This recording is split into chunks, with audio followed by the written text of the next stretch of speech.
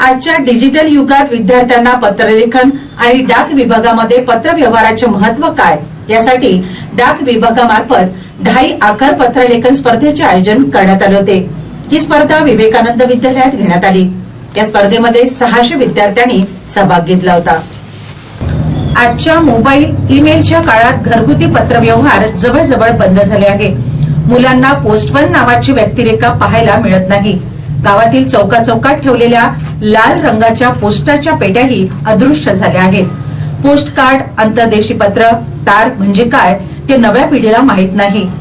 अशा वेळी मुलांची डाकघर नावाची संकल्पना स्पष्ट व्हावी या दृष्टीने या उपक्रमाचे आयोजन करण्यात आले होते।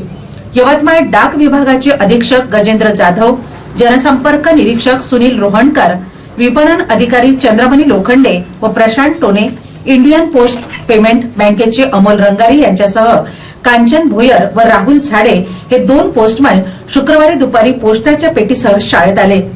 डाक अधीक्षक गजेंद्र जाधव यांनी पत्राचे महत्त्व सांगून पत्राचे प्रकार दाखवित पोस्टाच्या विविध योजना विद्यार्थी व पालकांच्या हिताच्या कशा आहेत ते देखील समजावून सांगितल्या। यावेळी मुलांनी स्पर्धेसाठीची पत्रे लिहून डाक विभागाने आणलेल्या लाल पेटीत टाकली। पोस्टाच्या तिकिटांचा संग्रह करण्याचा छंद पूर्वीच्या पिढीला जडलेला असायचा।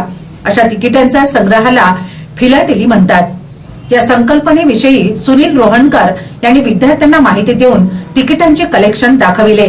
या संपूर्ण कार्यक्रमाच्या अध्यक्षस्थानी शाळेच्या मुख्याध्यापक मीनाक्षी काळे होत्या, तर अतिथी म्हणून पर्यवेक्षक विवेक अलोने उपस्थित होते। शाळेच्या वतीने डाक विभागातील सर्व अधिकाऱ्यांचे प्रारंभिक घोष पथकाने स्वागत केले। विवेक कवठेकर यांनी प्रास्ताविक, पूनम नैताम यांनी संचालन, तर संजय यवतकर यांनी सर्वांचे आभार मानले। माझे नाव अर्जुन मनीष पुरी आहे। मी वर्ग 7वा ब चा विद्यार्थी आहे। मी विवेकानंद शाळेतच शिकतो। आतापर्यंत आम्हाला पत्राचं जास्त महत्त्व माहीत नव्हतं। शाळेत पेपरच्या वेळी आम्ही जे लिहितो म्हणजे तेच पत्र। आम्ही कधी रिअल जीवनात कधी पत्र लिहिलंच नव्हतं। आम्हाला त्याचं महत्त्व जास्त माहीत नव्हतं, पण शाळेच्या या उपक्रमामुळे आम्हाला पत्राचं खूप महत्त्व समजलं आहे की बा आपण पत्र कसं लिहितो, काय करायला लागते, मग ते कसं आपण पोचवू शकतो कोणाला, असं खूप आम्हाला या ठिकाणी माहिती दिली आहे, ज्याच्यामुळे आम्हाला पत्राचं खूप महत्त्व समजलेलं आहे। अर्जुन मनीष पुरी। पहिले माझे नाव राधा प्रवीण आजने आहे। मी विवेकानंद विद्यालयाची विद्यार्थिनी। आम्हाला पत्र कसं लिहितात, पत्र कसं असतं हे माहीतच नव्हतं, पण शाळेच्या या उपक्रमामुळे आम्हाला पत्र कसं लिहितात, पत्र कसं असतं, पत्रांचे प्रकार हे सगळं माहीत पडलं। म्हणून आम्हाला आज पत्र कसं लिहितात हे आम्हाला सांगता येतं।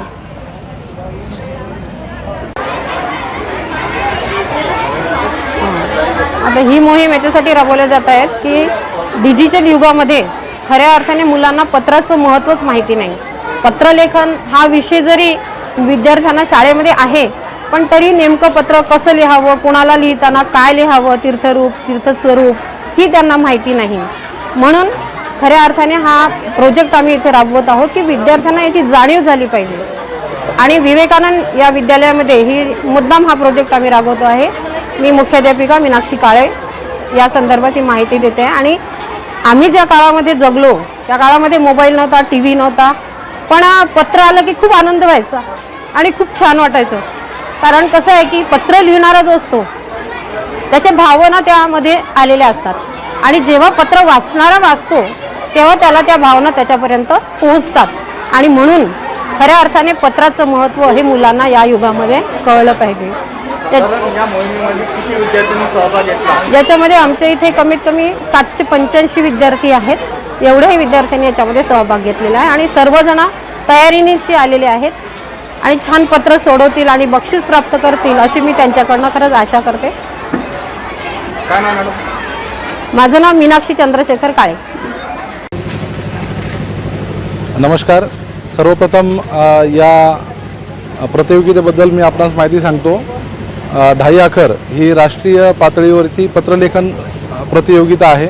यामध्ये यावर्षी जो विषय ठेवला आहे तो म्हणजे डिजिटल युगामध्ये पत्रलेखनाचा आनंद, डिजिटल युगामध्ये पत्रलेखनाचा आनंद या विषयावर आपण विद्यार्थ्यांना पत्रलेखन या ठिकाणी करण्यासाठी मार्गदर्शन करतो आणि त्यांना पत्राचं महत्त्व आणि त्या पत्रलेखनामधून डिजिटल युगामध्ये कशा पद्धतीनं आपण कम्युनिकेशनचं एक माध्यम पत्राद्वारे करू शकतो याची जनजागृती करण्याचा अभियान या ठिकाणी आम्ही राबवत आहोत। यामध्ये महाराष्ट्र सर्कलमधून 3 जे स्पर्धक आहे हे निवडले जातील आणि पूर्ण देशामधून सुद्धा 3 स्पर्धक निवडले जातील, ज्याच्यामध्ये ज्यांच्या चांगल्या पत्रलेखनाच्या एंट्रीज आहेत त्यांना पारितोषिक दिल्या जाईल। यामध्ये यवतमाळमधील विवेकानंद विद्यालयाने जो प्रतिसाद दिला आणि त्यांनी संपूर्ण विद्यार्थ्यांना याबद्दल मार्गदर्शन करून या स्पर्धेमध्ये सहभाग घेण्यास सहकार्य आम्हाला दिलं, त्याबद्दल सर्वांचे मनापासून मी आभार व्यक्त करतो आणि अभिनंदन करतो। काय नाव सर? मी गजेंद्र जाधव, अधीक्षक डाकघर यवतमाळ विभाग यवतमाळ या ठिकाणी कार्यरत आहे आणि या प्रतियोगितेमध्ये आमची पूर्ण टीम या ठिकाणी डिपार्टमेंट ऑफ पोस्टच्या वतीने या ठिकाणी सामील आहे।